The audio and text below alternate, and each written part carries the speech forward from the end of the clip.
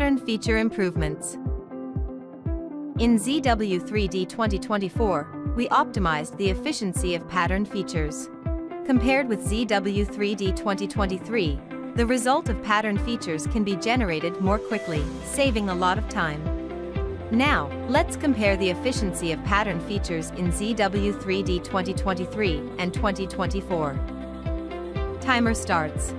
By comparing two models with the same number of pattern features, we can see the efficiency improvement of pattern features in ZW3D 2024. After 25 seconds, pattern features were generated in ZW3D 2024.